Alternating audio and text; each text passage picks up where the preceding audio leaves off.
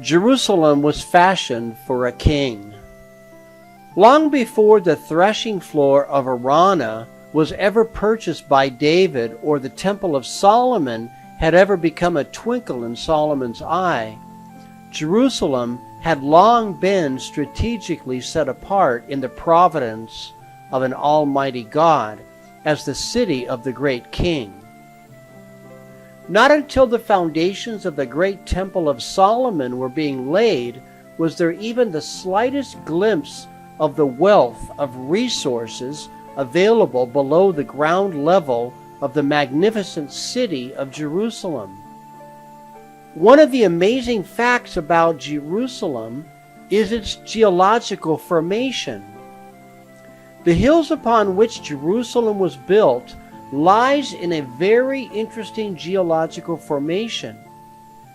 When glancing at the surface, there is a very hard layer of limestone, but beneath this brittle surface there lies a second layer, a deep bed of beautiful white limestone and mysteriously soft before it is exposed to the air.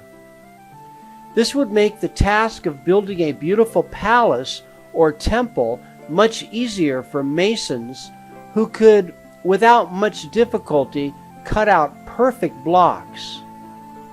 Underneath this deep deposit of limestone is another layer, a third layer, also of limestone, but much harder and impervious to the action of water. This may not seem interesting at first glance, but when you think about the lack of underground springs of water in Jerusalem and all of the times that Jerusalem was under siege, you could easily see the providential reason in the mind of God for this. The people living there could hew out tremendous cisterns in the soft second layer of limestone, and the third layer of impervious rock would make a perfect bottom. In no other way could the city hold such a tremendous population that it has. In fact, Jerusalem was literally honeycombed with massive cisterns that hold millions of gallons of rainwater. One interesting note is that the famous pool of Hezekiah, where Christ did a miracle, is actually just a huge cistern and can be seen there today.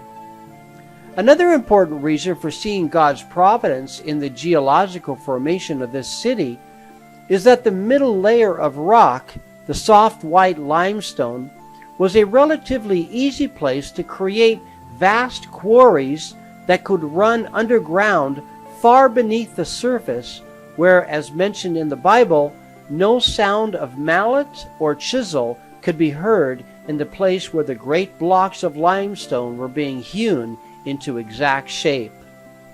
King David said in Psalm 137, "If I forget thee, O Jerusalem, let my right hand forget her cunning.